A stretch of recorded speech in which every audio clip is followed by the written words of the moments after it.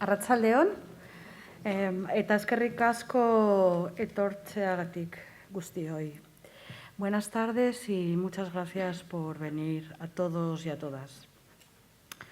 A continuación va a tener lugar la conferencia Arte, Ciencia y Sinestesia, impartida por Elena Vecino, quien es catedrática de Biología Celular e Histología en la UPV, en la Universidad del País Vasco.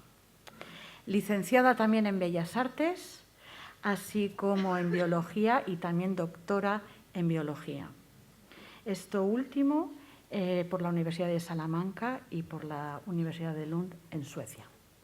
De ahí esa combinación tan curiosa, tan particular, tan interesante y que felizmente ha coincidido además con nuestra, ¿por qué no decirlo?, nuestra fantástica exposición de Vasily Kandinsky. Inaugurada recientemente la muestra Kandinsky se podrá contemplar y disfrutar en la tercera planta del museo hasta el mes de mayo. En lo que es la historia de la programación expositiva del Museo Guggenheim Bilbao, Kandinsky, junto a la exposición sobre la colección Tannhäuser, supone uno de los grandes hitos expositivos en lo que es el acuerdo de colaboración entre la Fundación Solomon R. Guggenheim de Nueva York y la Fundación del Museo Guggenheim Bilbao. La institución neoyorquina cuenta con uno de los fondos más importantes del artista ruso, casi con unas 150 obras, de las cuales 62 han viajado hasta Bilbao. Debo decir que mostrar las obras ha sido todo un reto a causa de, como ustedes se imaginarán, por la pandemia. Esta exposición se iba a inaugurar inicialmente en junio y finalmente hemos conseguido traerla para noviembre. Así que todos aquellos que no la hayan visitado todavía, háganlo, por favor, porque es una ocasión única. Y todos aquellos y aquellas que pueden hacerlo varias veces, también repítanlo porque seguramente no se volverá a dar. Vasily Kandinsky, como ustedes saben, fue uno de los padres de la abstracción, no el único, uno de ellos. Y siempre abogó por la espiritualidad en el arte. La búsqueda de la espiritualidad fue una constante en su trayectoria. Pero sí, a diferencia de otros artistas abstractos de vanguardia, él abogaba por la importancia de la emoción interior a través de las formas puras. Los colores, las formas fueron evolucionando a lo largo de su trayectoria a través de las improvisaciones, las composiciones y las impresiones. El diálogo entre la música y el arte para él era fundamental. La música, muy amigo de Schoenberg, para él era la forma más pura de creatividad y él buscaba esa pureza, equipararla en lo que era su práctica artística. Sin más, yo quiero agradecer a Elena Vecino, desde el museo. Queremos agradecer a Elena Vecino que haya preparado esta fantástica conferencia para esta ocasión. No va a hablar solo de lo que es arte, ciencia y sinestesia en la obra de Kandinsky, sino también pondrá varios ejemplos del arte de otros artistas que están expuestos actualmente en el Museo Guggenheim Bilbao. Elena, es un placer. Otra vez, muchísimas gracias. Y decirles que al final de la conferencia abriremos pues, un debate, un momento para preguntas, para todos aquellos que lo deseen. Eskerrik asko guztioi.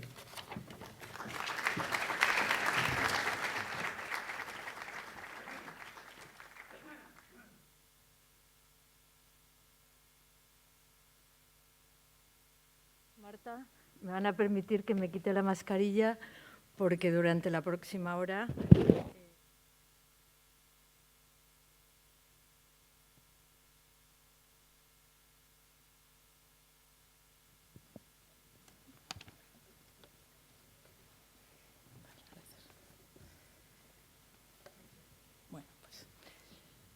Muchas gracias al Museo Guggenheim, en el nombre de Marta Arzac, directora de Educación e Interpretación del museo, por la invitación, por poder dar esta conferencia en este marco incomparable, y a ustedes por haber asistido en estas condiciones, y a las personas que nos ven desde sus casas, porque el aforo es limitado. Muchísimas gracias. La situación en la que, la razón por la que yo estoy hoy aquí comenzó hace un año, cuando amablemente Marta visitó la exposición de fotografía científica del ojo de la ballena, que exponía en el Bizkaia Aretoa, y comentando sobre la exposición con Marta nos dimos cuenta que sería muy interesante despertar más sentidos que el de la vista en el mundo del arte. Y comentamos sobre esa posibilidad de provocar sinestesia y bueno, de ahí surgió la invitación. Marta, muchas gracias por estar aquí. Hoy les voy a comenzar la conferencia contándoles desde el punto de vista de una neurocientífica que soy, qué es la sinestesia. Continuaré intentando explicar qué es la sinestesia en el entorno de la fantástica exposición de Kandinsky. No se puede saber lo que es la sinestesia si no sabemos lo que es el cerebro. Y entonces, aprovechando una pequeña explicación sobre lo que es el cerebro, hablaré de un coetáneo de Kandinsky, que fue Santiago Ramón y Cajal, y su aportación al mundo de la ciencia y del arte.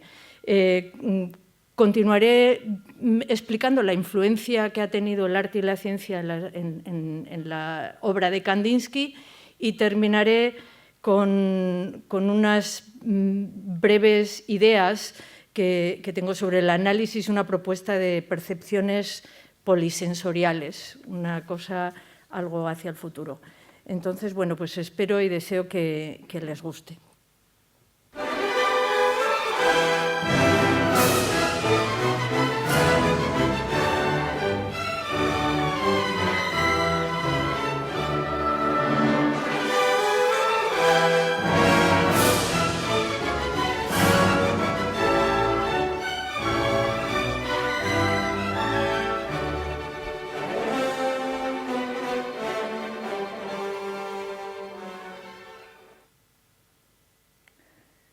¿Se imaginan que, escuchando esta música de Wagner, apareciera en su mente ese mar de colores, o que, observando un cuadro, sonara en su mente música parecida a esa de Wagner? Esto es lo que le sucedía a Kandinsky. Kandinsky, cuando escuchaba música, veía colores, y cuando veía colores, sentía la música. Eso es algo de lo que se dio cuenta en 1896, y él comenta y escribe que le sucedió cuando visitaba una exposición de Monet en Múnich, y viendo este cuadro en particular, donde se dio cuenta que sentía algo más que la propia actividad visual. Y lo mismo le sucedió escuchando la ópera Lohengrin, que es la que terminamos de escuchar ahora mismo de Richard Wagner. Esa mezcla de sensaciones es a lo que se denomina sinestesia. Viene de la base griega junto, sensación, es decir, mezclar sentidos, mezclar sensaciones. Podemos definir sinestesia como la condición por la cual, estimulando una sola modalidad sensorial, da lugar a una experiencia polisensorial, participando varios sentidos. Por ejemplo, ver colores cuando se escucha música, o experimentar sabores cuando se toca un objeto. Les puede parecer que esto es algo extraño, pero entre un 1 y un 4% de la población tiene algún tipo de sinestesia. Esta variabilidad, como veremos, es entre el 1 y el 4, es porque es muy difícil de objetivar qué es sinestesia y qué tipos de sinestesia. Lo que sí se sabe es que es muy frecuente, mucho más frecuente en artistas, en pintores, en músicos, en poetas, en científicos como, por ejemplo, Einstein era sinestésico, Franz Liszt, Marilyn Monroe, Lady Gaga, Stevie Wonder, pero también dentro de los pintores, David Hockney, Van Gogh y Paul Klee, entre los sinestésicos. Distintos tipos de sinestesia. Y vamos a muy brevemente pasar por cuándo se empezó a tener conocimiento de la sinestesia. Quizás fue Newton el primero que, sabiendo que tanto la luz como el sonido se transmiten a través de ondas, intentó ver qué equiparación podía haber entre las ondas sonoras y las ondas de la luz. Ese fue quizás el primer comienzo de intentar entender qué era esta mezcla de... Mary Calkins fue la primera investigadora que publicó un artículo científico sobre sinestesia. Ella hizo la tesis doctoral en la Universidad de Harvard, pero no se le concedió el título de doctor por ser mujer en Harvard, en 1895. Ella continuó estudiando y enseñando en un instituto femenino y continuó investigando sobre la sinestesia. De hecho, sus investigaciones están relacionadas con el sexo, el género. Ella se había visto que entre las mujeres había un porcentaje un poquito más alto. No está claro todavía si ese porcentaje de sinestesia está ligado al sexo. Francis Galton, inglés, que era primo de Charles Darwin, también estudió la sinestesia, pero desde el punto de vista genético, porque también se había visto que en ciertas familias había una incidencia de sinestésicos mayor. Tampoco está muy claro todavía ese punto. Desgraciadamente, durante casi 100 años, apareció la corriente conductista en psicología, que es una corriente que niega los procesos mentales. Y, por lo tanto, la sinestesia quedó aparcada y prácticamente no se estudió hasta que alrededor de los años 80 empezó otra vez a despertar. Simon Baum-Coren en la Universidad de Oxford ha retomado la investigación en relación a la herencia.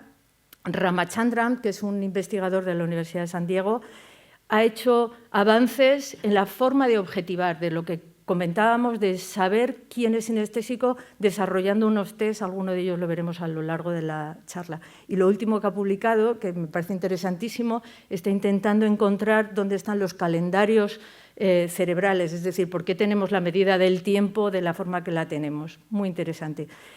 También David Eagleman, que está en la Universidad de Houston, ha refinado esos test de sinestésicos y está buscando un poco más la explicación de la sinestesia desde el punto de vista neurocognitivo. En España, en Granada, hay un grupo de investigadores que también están trabajando en sinestesia, en este campo. Bueno, como ven, aunque tiene mucha historia, en realidad yo creo que es un campo en el que ahora mismo se está empezando a estudiar más. Vamos a dar unas pinceladas breves para explicar un poco qué es la sinestesia por sus características. Por ejemplo, es un fenómeno involuntario. Uno no puede provocar la sinestesia, sino que la siente y de hecho, sin ser provocada, automáticamente tienes esas sensaciones. Es estable a lo largo del tiempo. Eso quiere decir que si uno es sinestésico en relación con sonidos y colores o con números y colores, si el número 1 es azul en su mente, va a ser azul para toda su vida. No va cambiando cada semana o cada día el color asociado al número. Además, es perceptivo y emocional. O sea, no es una sensación, es una percepción real. O sea, las personas que son sinestésicas dicen, no es que tenga es que lo siento realmente, ¿no? Es además unidireccional, es decir, si un número para esas personas es de un color, el color no evoca ese número, es decir, si el 1 es azul, cuando ven azul no ven números, o sea, unidireccional. Es idiosincrásico y esto es importante también en relación a Kandinsky. Cada persona tiene su propio código sinestésico. Es decir, los que son las personas que ven números en colores, no para todas las personas los mismos colores tienen los mismos números tienen los mismos colores. Por lo tanto, la sinestesia que tenía Kandinsky la tenía él y a lo mejor alguien más, pero era una cosa propia de él. Es genérico. Es decir, en muchas ocasiones, en las ocasiones más relacionadas con el sabor, no son hiperprecisos. Es decir, por ejemplo, las personas que cuando saborean algo lo asocian a texturas, explican, por ejemplo, el pollo me sabe a, y esta es una definición real de un sinestésico, como tocar una columna de mármol. Entonces es una cosa como un poco imprecisa, genérica, y mnemotécnico. Esto sí que se ha visto que ayuda muchísimo a la memoria. De hecho, el británico que es capaz de reconocer 22.515 decimales del número pi es sinestésico. Y se han hecho test muy interesantes que por razones de tiempo hoy no vamos a detallar, donde esa persona tiene claro que cada número está asociada a un tamaño, a una forma y a un color, y eso le permite memorizar. Entonces, muchas personas que tienen altas capacidades numéricas son sinestésicas porque tienen varias referencias para recordar las cosas. ¿Cuántos tipos de sinestesia hay? Pues más de 80 tipos de sinestesia, dependiendo de qué sentidos son los que se asocian unos con otros. Uno de ellos, el que tenía Kandinsky, es el auditivo-visual, es decir, que se conoce también con el nombre de cromestesia, es decir, que uno percibe un color al escuchar un sonido. Entonces, por ejemplo, Franz Liszt, que también era sinestésico, recuerdan músicos que les decía cuando estaba dirigiendo, por favor, hay demasiado rosa, toquen un poquito más azul. Claro, los músicos que no eran sinestésicos decían, ¿qué está diciendo este hombre? Pero es que él percibía la música en color, y entonces el punto ideal estaba en el azul o en el rosa. Además, una de las sinestesias más comunes son las grafemacolor, es decir, hay personas que perciben los días de la semana, por ejemplo, el lunes es azul, el martes rojo, en colores, siempre, o números asociados a colores o frases a colores, y además se han visto que pueden estar situadas en el espacio, es decir, hay personas que definen que los días de la semana se sitúan alrededor de su cintura, entonces saben que el martes está a la derecha y el lunes a la izquierda, con lo cual cuando tienen que recordar qué le pasó ese día de la semana, dice, estaba situado a la derecha, luego debía de ser el martes. Entonces, este dibujo que tenemos a la derecha, que está realizado por Egelman, el investigador que les comentaba, es cómo representan en el espacio algunas personas sinestésicas las palabras. Y otro tipo de sinestesia, no con tanta incidencia como las anteriores, es la de tacto-sabor. Es decir, hay personas que aprecian los sabores cuando tocan objetos. Tocan un objeto y le sabe dulce, salado, etc. Como digo, la más común es la grafemacolor. Y un ejemplo de un test que hizo Ramachandran respecto a este grafemacolor, para saber cuántas personas son sinestésicas. Si yo les pregunto a ustedes cuántos 2 hay en esta matriz, les costará. Pero si son sinestésicos, enseguida van a saber que hay 6. Porque cada color o cada número lo van a ver en un color, ¿no? Entonces, esto a lo largo del tiempo se pueden hacer test de qué personas son sinestésicas y cómo se mantiene la sinestesia. Bien, pero si queremos saber realmente qué es lo que está pasando en el cerebro, porque esto es una acción cerebral, qué es lo que nos sucede en el cerebro para que tengamos esta mezcla de colores, como tenía Kandinsky. En la época que a Kandinsky le sucedía esto, no se podía saber la explicación, porque se sabía muy poco del cerebro. En realidad, no sabía cómo estaba estructurado el cerebro ni de qué estaba compuesto exactamente. Y aquí pasamos a esta segunda parte de la charla, donde este personaje va a ser protagonista.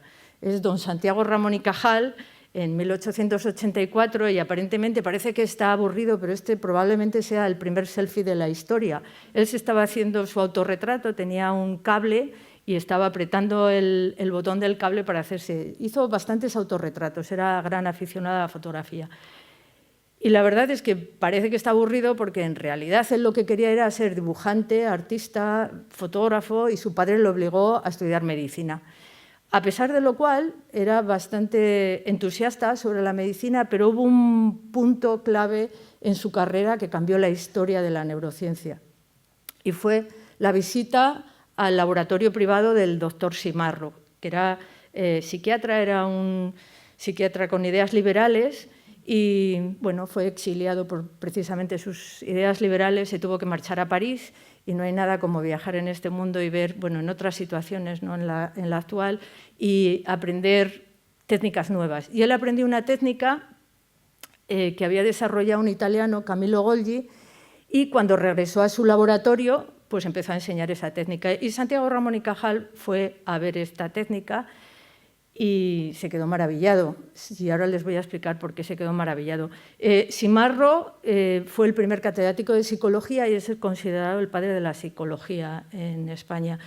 He de decir que don Joaquín Sorolla, que era otro coetáneo de Kandinsky y de Cajal, estaba atento a lo que estaba sucediendo en cada momento, hizo este dibujo maravilloso, esta pintura del doctor Simarro. Veremos más adelante que también estuvo atento en otros eventos científicos de la época. Pues como decía, cuando Cajal vio esas tinciones, se quedó maravillado, y se quedó maravillado porque en esos momentos el cerebro se pensaba que era una red, que era una malla. Hasta entonces se había ido aprobando que distintos tejidos, distintas partes de nuestro organismo estaban compuestos por células, la teoría celular. Hacía muy poco que Virchow, un alemán, y aquí la ciencia en estos momentos hablaba en alemán, el centro neurálgico de la histología estaba en Alemania, y entonces se aprobó que el tejido muscular estaba formado por células musculares, el tejido óseo por células óseas. Pero el cerebro se pensaba que era una red, una malla. Y este es un dibujo de Camillo Golgi, precisamente el investigador italiano que había descubierto esa técnica. Cuando Cajal utilizó esas técnicas en su material, en este caso vemos un dibujo realizado de un corte de cerebelo, se dio cuenta que el cerebro no estaba formado por una red, que eran células individualizadas, que tenían una contigüidad, pero no continuidad. Es decir, había revolucionado el mundo del sistema nervioso. Y él fue consciente de que ese descubrimiento, utilizando esa técnica, como ven aquí, distintas células de distintos tamaños, distintas formas, se dio cuenta que para que esto pudiera ser extendido a lo largo del mundo, tenía que ir a las personas más influyentes. Y las personas más influyentes en ese momento era el catedrático de anatomía y de histología en Alemania, Kolliker. Así es que se celebró un congreso de anatomía en Berlín y Cajal se cogió su microscopio pequeñito, este que tienen ahí en la imagen, porque fue aproximadamente, o sea, Cajal visitó a Simarro en 1888 y en 1889 se celebró ese congreso y él se cogió el microscopio, se fue a Berlín a intentar convencer a la comunidad científica de que el cerebro estaba formado por células individualizadas. Kolliker, y hemos de decir que fue su valedor, se maravilló ante esas preparaciones histológicas y le prometió apoyarlo. Tanto como que a los 5 años de que este evento tuviera lugar, Cajal fue honoris causa por la Universidad de Cambridge, la Universidad de Würzburg, en Estados Unidos. Es decir, se extendió la teoría que hoy sabemos, teoría neuronal, lo que ha permitido saber que el cerebro está formado por neuronas individualizadas. En la imagen de abajo van a ver una fotografía de una de las preparaciones histológicas de Santiago Ramón y Cajal. La maravillosa técnica de Golgi lo que hacía era que tenía una de cada 10 neuronas. Hoy en día todavía no sabemos por qué es tan caprichosa esa tinción y selecciona solamente un porcentaje de las neuronas. Esto le facilitó a Cajal hacer el dibujo que ven arriba. Cajal en esos momentos desarrolló todas sus capacidades de dibujo y fue lo que convenció y revolucionó un poco el mundo de la teoría neuronal. Con los dibujos tan detallistas como los que estamos viendo, él miraba el microscopio y dibujaba lo que veía. En esta imagen pueden ver esos puntitos que son las espinas dendríticas. En aquel momento los críticos, porque claro, no todo es aceptado por todo el mundo y a la vez, pero los críticos pensaban que eso era un artefacto. Y Cajal ya definió, porque tenía una capacidad intuitiva increíble, que eso eran los puntos de contacto entre las distintas neuronas, la sinapsis.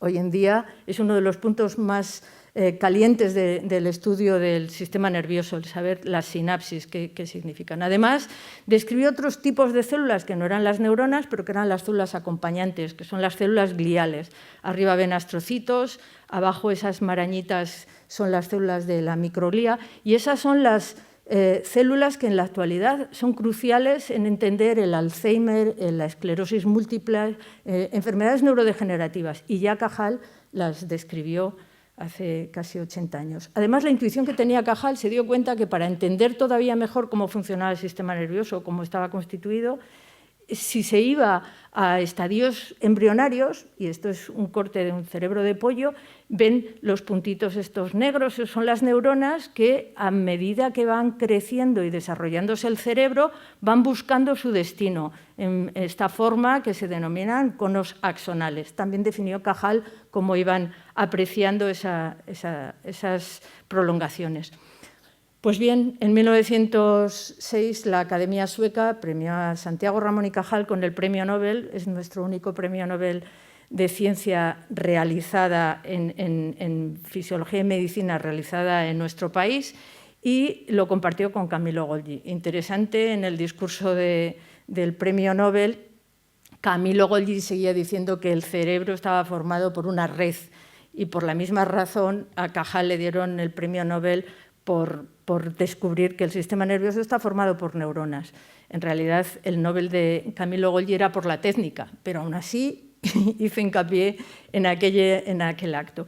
Mientras todo esto estaba pasando, si se intentaba saber cómo funcionaba el cerebro y cómo estaba constituido, bueno, pues nuestro artista Kandinsky estaba ya casado con su segunda mujer, estaba viajando por Europa empapándose de las técnicas de distintos países y de distintas corrientes, y dibuja este estanque en el parque del cual podemos disfrutar en la exposición del Museo Guggenheim de Bilbao en la actualidad. Como decía, Joaquín Sorolla, coetáneo suyo, pues le hace este retrato a Santiago Ramón y Cajal, y ven en la parte de atrás el dibujo del cerebelo que hizo en grandes dimensiones, también lo pintó Cajal en color. Y hoy podemos decir que podemos empezar a entender un poco qué es la sinestesia y qué es lo que le estaba sucediendo a Kandinsky, porque Cajal nos contó en esa misma época que el cerebro estaba formado por neuronas. Pero, ojo, ahora sabemos que el cerebro está constituido por aproximadamente 100 billones de neuronas y que en el sistema nervioso, además, hay como 1000 billones de las células gliales, de esas células acompañantes. Y todas ellas contactan, dando lugar a la increíble cantidad de alrededor de 500 trillones de conexiones. Esas espinitas que Cajal ya definía son los lugares de conexión entre una neurona y otro. Para hacernos una idea de estas dimensiones, hay aproximadamente 100 billones de estrellas en nuestra galaxia, es decir, tantas como neuronas en uno de nuestros cerebros. O sea que arduo, complejo es la tarea de saber y entender cómo funciona el sistema nervioso. Las imágenes de arriba y abajo ahora les contaré a qué se refieren.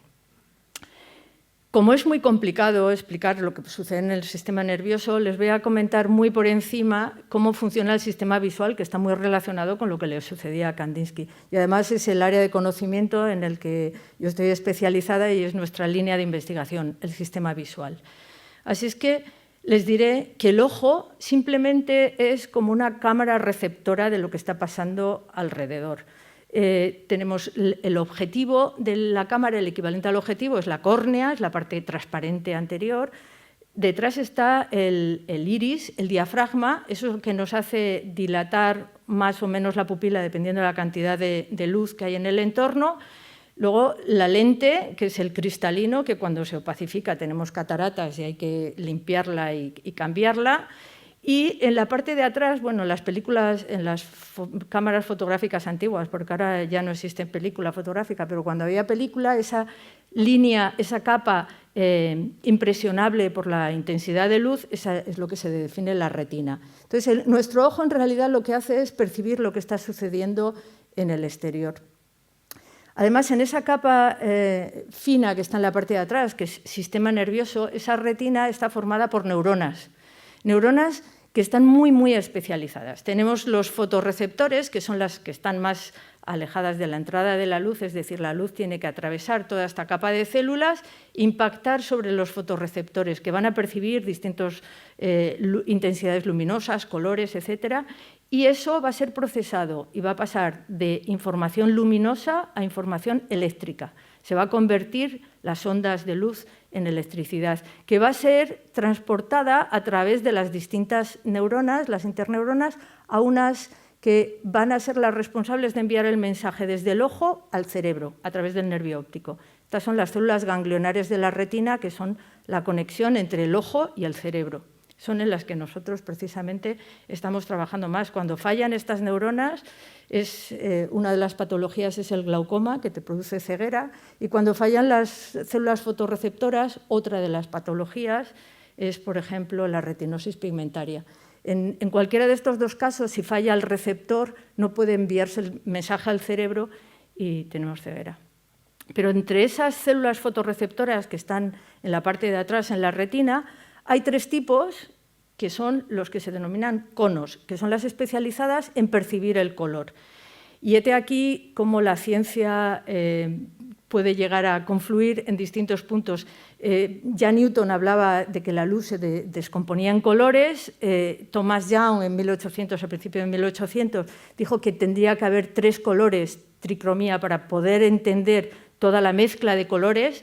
Y hasta 1959, en la Universidad de Harvard y Johns Hopkins, se vio que esas células tenían unos pigmentos que eran capaces de captar la luz de longitud de onda roja, azul o verde. Es decir, que los tres colores primitivos también los tenemos en nuestros fotorreceptores, en nuestros conos. Y se piensan que Cajal no lo intuía ya, pues Cajal ya lo intuía. En el momento en el que Cajal hace este dibujo, en 1904, fíjense que ya dibuja unas celulitas más pequeñas que son los bastones, que son los que perciben la luz en blanco y negro, como si dijéramos, de intensidades de luz baja, dibuja tres conos, dibuja las interneuronas y además, las células ganglionares. Una de las capacidades que tenía Cajal, y nadie puede ni comprender cómo llegaba a tener esa capacidad, es que incluso dibuja esas flechitas y las flechas que indican cómo funciona realmente la retina. Es que hasta años posteriores no se hace un estudio de la electrofisiología. Es Sherrington, en Inglaterra, que empieza a medir las corrientes eléctricas, la electrofisiología. Cajal ya lo intuía, lo dibujaba, y como lo dibujaba sabemos que lo entendía, lo intuía. Era magnífica esa capacidad intuitiva. Como bien digo, desde el ojo se percibe la luz, se envía el mensaje hacia el cerebro y hace varias escalas. Una de las escalas es en el núcleo geniculado lateral. Nos da lo mismo. Lo que sí sabemos es que una extensión de esas neuronas, esa neurona que tiene esa prolongación tan larga, y a partir de aquí empieza a haber testigos. Esa neurona le dice a otra lo que ha visto el ojo y esa la transporta a otro lugar, que es, por ejemplo, en la parte de aquí atrás, que es la corteza visual, y empieza el procesado del mensaje. En realidad, el que realmente ve es el cerebro, no el ojo. Y Cajal, por supuesto, pues también lo sabía y lo intuía. Y como lo dibujó, sabemos que lo entendía. Y ese es uno de los dibujos de Cajal, hablando del cruzamiento. Hay cruzamiento entre los ojos para poder tener esta percepción que tenemos de profundidad de campo. Dos pinceladas simplemente para ver la complejidad. Que cuando llega el mensaje al córtex visual, a la parte de atrás del cerebro, que es una de las primeras escalas, al lado de ese lugar donde se procesa la imagen, tenemos otras partes del córtex, por ejemplo, la V4, que es la responsable del color. Otra que es la responsable, otra parte del cerebro, de las formas básicas, otra del movimiento. Y entre esta mezcla es cuando se produce realmente el proceso visual. Fíjense que la parte del cerebro responsable del color está muy cerca del córtex visual primario, de las formas de números y grafemas. Me pueden supongo que empezarán a intuir que cuando se activa una parte del cerebro y se activa otra, como sucede en la sinestesia, puede ser que haya como ciertos cortocircuitos. Bueno, vimos cómo Ramachandran hizo esa matriz de números para saber si uno era sinestésico o no. En la actualidad, una de las técnicas más objetivas son la resonancia magnética funcional. Uno es expuesto a ciertos estímulos, por ejemplo, un estímulo visual, y el consumo de oxígeno del cerebro nos va a dar unas imágenes, como vemos aquí en rojo, más intensidad, más función del cerebro, y vemos que la parte posterior, que es la corteza visual, la que hemos visto hace un momento, está activa cuando vemos imágenes visuales. Pero hay otras zonas del cerebro, no solamente la parte visual, que se activa cuando vemos cosas. Esto quiere decir que va a haber un entrecruzamiento, y vamos a estas imágenes, un entrecruzamiento de las conexiones. Muy posiblemente hoy podemos decir que lo que está sucediendo en la sinestesia es que se nos está activando una parte del cerebro y está respondiendo otra. Estas imágenes tan bonitas en realidad se llaman método de difusión de espectro de imagen y es un proyecto muy complejo, muy interesante, sobre intentar estudiar el conectoma humano, es decir, cuáles son las conexiones, las sinapsis que hay en el cerebro humano. Acuérdense que hay 500 trillones de conexiones. Entonces, estas técnicas no son físicas, es decir, estos colores que ven aquí no son uniones físicas, sino que es una técnica donde se va midiendo, es física más bien, las moléculas de agua, cómo se orientan, y con inteligencia artificial, matemáticas y estadísticas se realiza un prototipo de lo que pueden ser las conexiones en el cerebro. Si consiguiéramos tener mayor precisión en esta técnica y pudiéramos hacer este conectoma en un cerebro de un sinestésico y un cerebro de una persona que no es sinestésica, podríamos saber cuáles son los cruzamientos que hay en el cerebro. Bueno, esta es la parte como más científica de la charla. Allá hemos visto que ahora podemos entender, y ya les puedo explicar cuáles pueden ser las teorías actuales de lo que es lo que le sucedía a Kandinsky y a muchos otros sinestésicos. Y una teoría, porque no está nada asegurado todavía, es que hay asociaciones en relación a emociones, es decir, que la sinestesia se produciría por la asociación azarosa de sensaciones que hayamos tenido, experimentaciones anteriores, que tienen un trasfondo emocional. Otra teoría dice que, bueno, pues que la activación es cruzada y que en realidad personas con sinestesia, lo que les he dicho en esas vías de conexión de las neuronas unas con otras, bueno, pues hay como cortocircuitos, actividad cruzada entre distintas áreas del cerebro. Yo añadiría, y esta es un poco una teoría mía, es la teoría del refinamiento, en la que las etapas tempranas del desarrollo cerebral, y ya Cajal hablaba de ello, las conexiones son más protuberantes, hay muchísimas más conexiones. Y de hecho, pues un bebé puede sentir esa sinestesia de la que hemos hablado, es decir, se le confunden los sabores, los sonidos, los olores, son más sinestésicos y a medida que vamos desarrollando, vamos especializando nuestras sensaciones.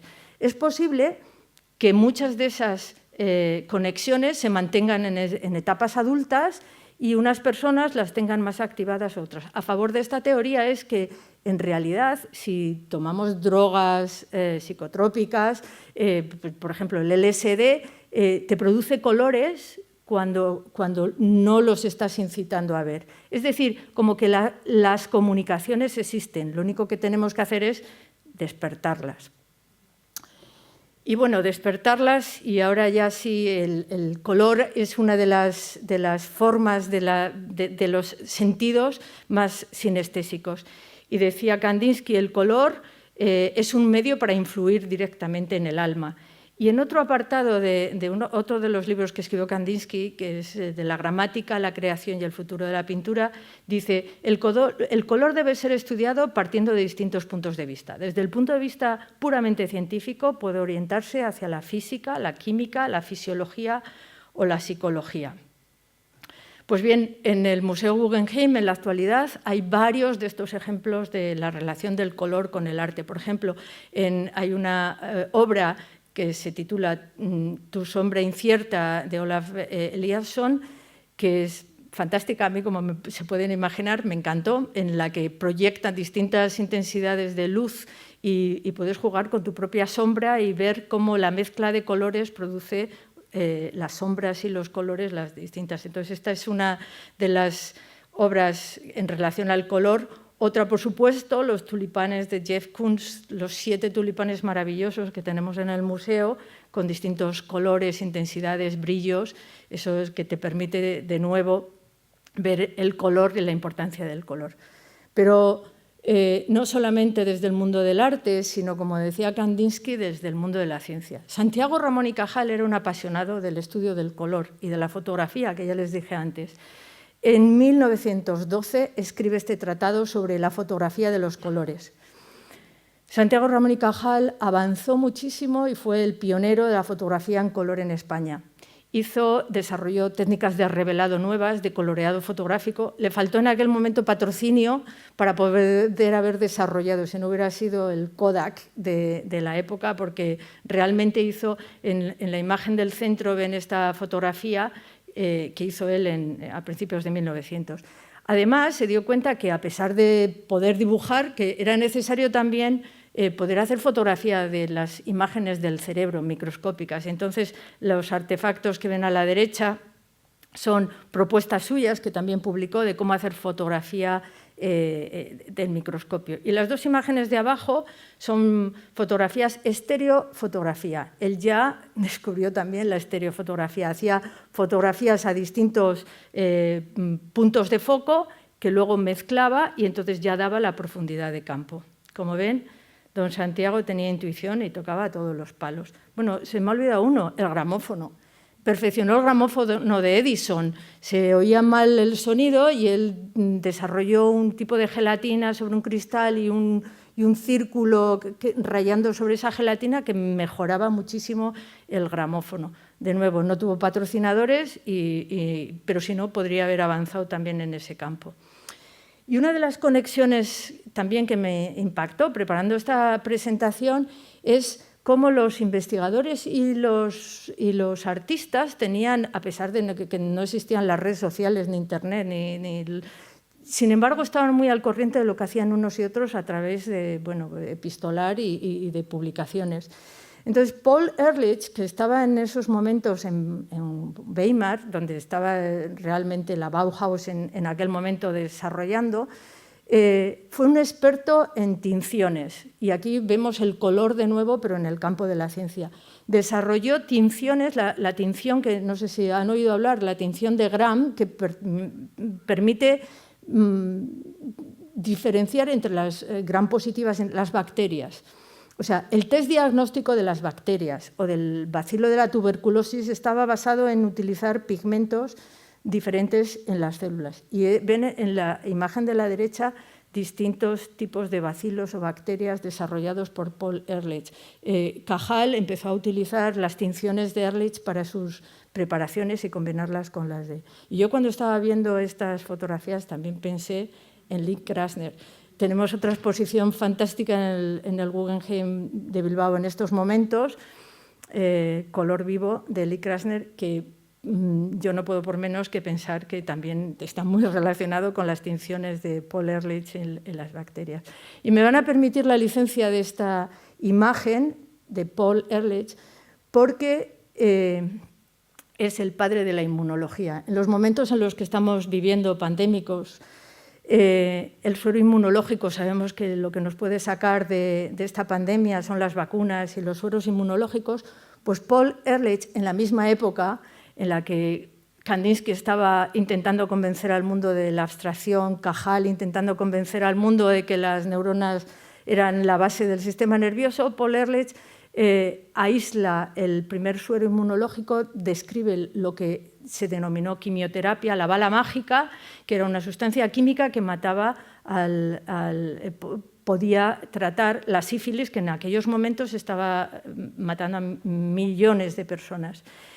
Y el dibujo de la derecha, que ven que se parece escandalosamente al coronavirus, es un dibujo que hizo Paul Ehrlich para definir la inmunología.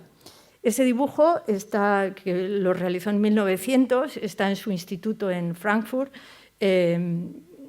y indica cómo los anticuerpos reconocen a las estructuras que están alrededor del objeto del daño. Es decir, Paul Ehrlich nos dibujó al coronavirus hace 100 años. Pero, como les decía, la conexión que tenían los científicos y los artistas, impresionante. Por ejemplo, Kandinsky escribe en su libro de lo espiritual en el arte, para él intenta transmitir en el arte el grado de espiritualidad y lo representa en un triángulo y era su propia forma de percepción de la espiritualidad. El triángulo para él era amarillo y colocaba en el eje superior la espiritualidad y dice, en las secciones superiores del triángulo están ocupadas por los científicos. Hombres dispuestos al sacrificio son gentes positivas y solo aceptan aquello que es susceptible de ser pesado y medido. E inmediatamente detrás, en el mismo párrafo, habla de Virchow. Virchow fue el padre de la teoría celular, al que les he comentado que empezó a decir que estableció que los tejidos estaban formados por células. Y él habla de Virchow diciendo que los científicos, bueno, si no ven el alma, pues no creen en ella, o sea, son muy materialistas. Pero es curioso cómo estaba al corriente de lo que estaba sucediendo en el mundo del arte.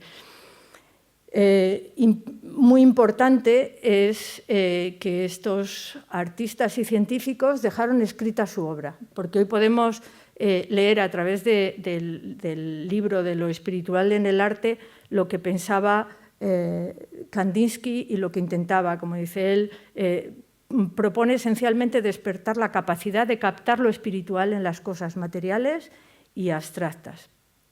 Y dice, existen espectadores que sin tener un contacto personal con el lenguaje del cuadro se entregan a él y reciben sus riquezas. Y yo la verdad es que en este cuadro que también tenemos en la exposición de Kandinsky, que es Paisaje con lluvia, en el que la mezcla de colores a mí realmente me despierta emociones, donde yo me imagino que esas líneas verticales son en realidad la lluvia y ese color azul, un río. Entonces, realmente tenía toda la razón que incluso llegando a la abstracción cada uno puede imaginarse lo que quiera y disfrutar del arte.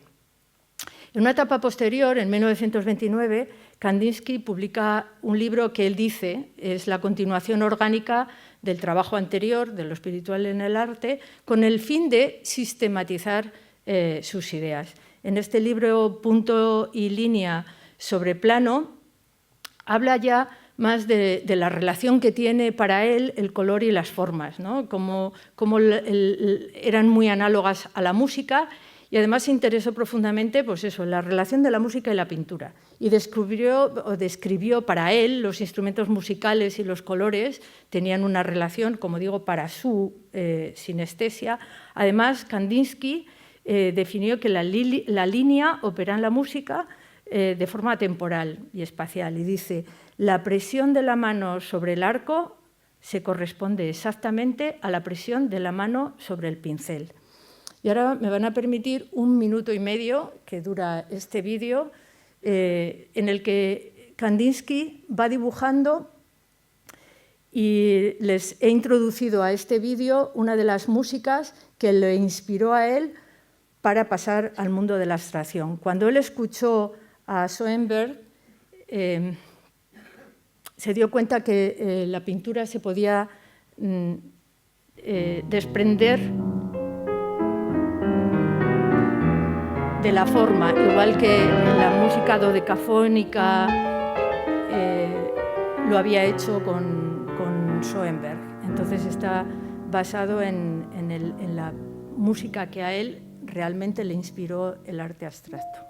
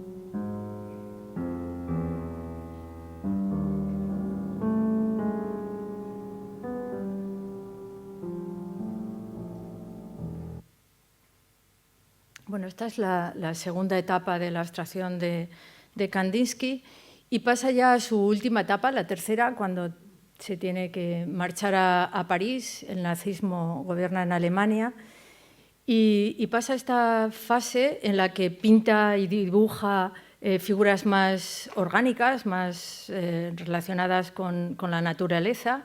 Y a mí me encanta esta en particular, formas caprichosas, donde yo veo células fagocitando y bueno, cada uno tiene su... Y si miramos en detalle algunas de estas formas, realmente es que se parecen escandalosamente a los dibujos que se realizaron utilizando la técnica de Romanovsky, también desarrollada por Paul Ehrlich, sobre los parásitos de la malaria, cómo parasitan los glóbulos rojos. Entonces, si ven algunas de estas imágenes, son clarísimamente inspiradoras a los dibujos de Kandinsky. Bueno, ya estoy llegando al final y diré que tenemos la tremenda suerte de que Kandinsky tuviera una familia mecenas, como fue Guggenheim, que compró sus cuadros y nos permite hoy en día poder disfrutar de la obra de Kandinsky. Sin embargo, el coetáneo y gran científico Santiago Ramón y Cajal, más de 80 años después de su muerte, todavía no tiene un museo donde se puedan exponer toda la cantidad ingente de obras, tanto de arte como científicas. Ahora su legado está depositado en el almacén del Instituto Cajal. Se ha hecho un legajo de lo que se dispone allí. Mucho fue expoliado durante la Guerra Civil y posteriormente, pero de nuevo, preparando esta presentación, yo sabía que había habido una exposición de Ramón y Cajal en el Museo de Arte Moderno de Nueva York y en el Museo Frederick de Minneapolis. Realmente, como casi siempre, el reconocimiento viene de fuera y se organizó una exposición que se tituló The Beautiful Brain, de Drawings de Santiago Ramón y Cajal, y se expusieron 80 dibujos, como digo, fue rotando por universidades, por Harvard, por Boston, por Nueva York, por los museos de arte moderno, y este fue el primero donde paró, que fue el Museo de la Fundación Weizmann, que está construido dentro de la Universidad de Minneapolis. Fue creado la fundación muy parecido, muy cerca de la creación de la Fundación Guggenheim, y la construcción de este museo fue realizado a la vez que el Museo Guggenheim de Bilbao. Bueno, pues Cajal y Kandinsky finalmente han sido expuestos en museos construidos por Frank Gehry. Bueno, yo les voy a comentar lo que me sucede cuando yo estoy visitando un museo de arte moderno, como en esta exposición, por ejemplo, también Olaf Eliasson hace una exposición de cuadros, de fotografías de glaciares, cómo se han ido fundiendo a lo largo del tiempo. Y yo cuando veo los glaciares, estas fotografías, yo lo primero que pienso son los conos de crecimiento de las neuronas y sus retracciones. O, por ejemplo, cuando veo la figura blanca de Kandinsky, yo me acuerdo de la ballena de Sopelana que he estado estudiando durante el último año, es lo primero que me sugiere. O cuando veo alrededor del círculo de Kandinsky, el círculo para mí es el ojo de la ballena. O sea, cada uno despierta las sensaciones que uno tiene dentro de sí por esas conexiones. Y les diré que cuando yo estaba estudiando el ojo, mirando a microscopio electrónico de barrido, la retina del ojo de la ballena de Sopelana se ve en blanco y negro porque es una técnica de microscopía electrónica, pero en realidad yo mirando a esta retina yo la veía en color y con la ayuda de mi hijo coloreamos las fotografías de microscopía electrónica y las intentamos compartir en la exposición que les comentaba al principio sobre el ojo de la ballena. Probablemente muchos de ustedes a lo largo de esta charla habrán pensado, bueno, esto de la fusión de diferentes sentidos ya lo han hecho otras áreas del arte, otras partes del arte, la cultura culinaria, por ejemplo. Y permítanme que comparta con ustedes una experiencia que tuve en Tokio, aunque estando donde estamos no hace falta ir tan lejos para percibir esto que les voy a contar.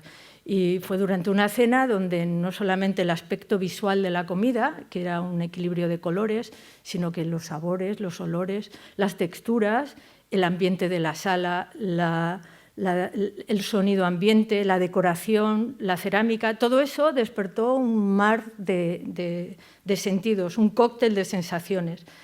Y esto lo han hecho muy bien el mundo de la cocina.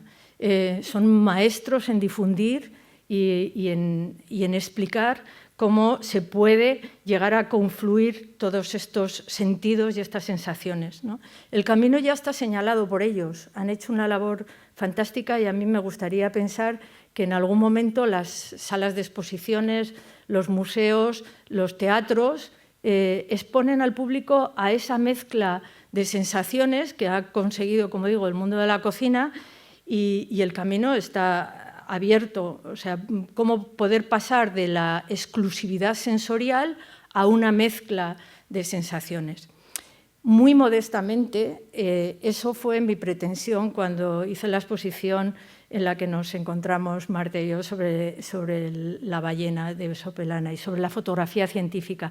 En esta exposición yo pretendía despertar más de un sentido, no solamente el visual, sino texturizar las imágenes para que las personas pudieran tocarla, incluso tener la sensación de dimensión, de sonido. Hicimos un dibujo de tamaño real de la ballena, de 18 metros de largo, donde estaba impreso sobre una lona que a mí me dio la sensación de textura que tenía la piel de la ballena. Además, a las personas pusimos un sonido ambiente del fondo marino con los sonidos que emiten las ballenas. Permitimos que las personas que visitaban la exposición se pudieran poner un cono que mimetiza la baja visión, las personas que tienen baja visión, incluso antifaces, y hacer la visita de la exposición solamente percibiendo los otros sentidos, que no fuera el sentido visual. Bueno, pues eso fue lo que pretendimos. Eso, en aquella visita y en aquel encuentro, Marta, hablamos de la posibilidad de la obra total. Esa obra total que ya Wagner la promulgó y la intentó desarrollar la Bauhaus con la mezcla de sentidos y sensaciones. Y a mí me gustaría, como conclusión de esta charla, decir que me encantaría que se pudiera buscar el espectador total, es decir, que donde las personas que tengan más desarrollados unos sentidos y menos otros tengan la oportunidad de disfrutar aplicando sus capacidades. No todos tenemos las mismas capacidades, ni los mismos sentidos, ni los mismos sentimientos, pero cuanto más expuestos estemos, pues mayor capacidad de disfrute vamos a tener. Y solamente me queda dar las gracias a haber podido presentarles estas ideas en este lugar de explosiones sensoriales, que es el Museo Guggenheim de Bilbao, donde espero que fraguemos algo en el futuro para poder despertar este cúmulo de sensaciones. Muchas gracias por su atención.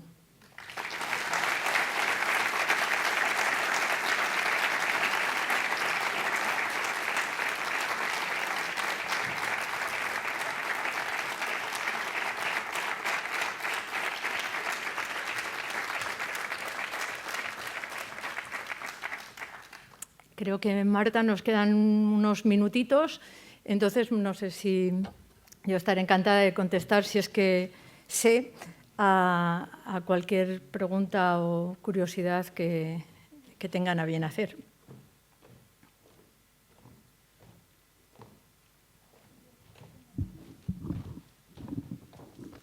Bueno, Elena, muchísimas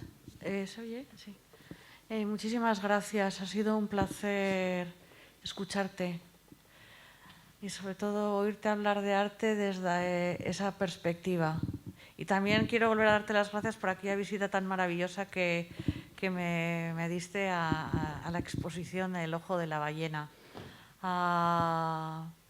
Yo tengo una pregunta. ¿Qué es lo que te llevó a estudiar Bellas Artes? ¿No? Primero te iniciaste en el ámbito, ¿no? en el mundo de la ciencia, te conviertes en toda una señora experta en células y después estudias Bellas Artes. Bueno, en realidad Aparte de ser muy inteligente y muy ágil y muy... No, ¿Qué es como que se cruce, cómo se produce? Fue Que luego se refleja en tu trabajo. Fue sinestésico, Marta. Ya. O sea, yo cuando o sea, a mí el mundo de la naturaleza, la curiosidad es fundamental. Pero para cuando yo sentía que quería saber cómo funcionaban los animales, las plantas, cómo funcionaban las cosas, a la vez me interesaba mucho el mundo del arte. O sea, yo me apuntaba, como decía mi madre, a cualquier oportunidad. Cursillo de pintura sobre... Yo ahí estaba. Entonces, a mí me encantaba la parte artística. O sea, en el instituto y en el colegio, a mí la parte de manualidades me encantaba, igual que la de ciencias naturales, ¿no? Entonces, bueno, cuando estudiaba biología en Salamanca, enfrente de donde yo vivía estaba la Escuela de Artes y Oficios. Entonces me escapaba de un sitio y me iba al otro. Entonces ha sido como simultáneo. Lo que sí que es cierto es que para desarrollar la carrera profesional científica, pues bueno, pues dejé un poco el mundillo ese más aficionado, el mundillo del arte, que nunca lo he dejado, y cuando ya dispuse de un poquito más de tiempo, pues intenté profundizar, pero quiero decir que ha ido todo uno sobre otro. Y luego, en el mundo de la ciencia, salvando las grandísimas distancias con Cajal, en realidad, ver las preparaciones histológicas es estar contemplando obras de arte. Entonces, la fotografía es fundamental en nuestro campo de investigación. Si tienes que convencer a alguien de probar tu teoría, la tienes que demostrar con fotografías. De hecho, en nuestras publicaciones científicas la fotografía es fundamental. Entra por los ojos. Yo le digo a mis alumnos, a mis becarios, digo, si no me convence la placa fotográfica, y así es como funciona, ¿no? O sea, resultados, digo, enséñamelo en fotos. Y si me convence, vale, vamos a hablar. Entonces, la fotografía, el dibujo y la ciencia están ahí a caballo, uno y otro. O sea, en realidad... la naturaleza es arte, o sea, contemplar la biología es arte. Entonces, no es una cosa separada. De hecho, mi especialidad en Bellas Artes era escultura. A mí me gustan las 3 dimensiones. O sea, no es la pintura, pero quiero decir que... Y yo creo que muchos científicos, yo conozco en la facultad gente que pinta, que le gusta el arte. O sea, es que no son... Yo creo que esta idea del punto de vista de la educación, de que eres de ciencias o eres de letras, eres de arte o eres de ciencias, es equivocada. O sea, yo creo que hay muchos científicos que son realmente artistas. Entonces, bueno, yo creo que no se me despertó una cosa antes y otra. Lo único, bueno, desarrollé más una y la otra la tengo un poco más amateur. Pero bueno, yo creo que es una cosa sinestésica. ¿Hay algún sinestésico en la sala? Sí. Pues es que no es ninguna, es que es una alta capacidad. O sea, a mí me da muchísima envidia. Bueno, yo creo que esa sinestesia, que en realidad es polisensorial, o sea, no les he explicado, yo no soy sinestésica, pero cuando veo una cosa me lleva a la otra, ¿no? Pero esta asociación de ideas, yo creo que las personas sinestésicas tienen unas ventajas tremendas, ¿no? Porque pueden disfrutar varias veces, de varias formas, de la misma impresión. O sea que realmente... sería maravilloso poder despertar un poco esa sinestesia provocada. Ya hemos dicho que la sinestesia no es provocada, que es natural, pero si pudiéramos provocarla un poco, Marta, vamos a ver si conseguimos provocar sinestesias. Bueno, pues entonces, bueno, muchísimas gracias de nuevo por haber asistido y espero que en el futuro... Gracias.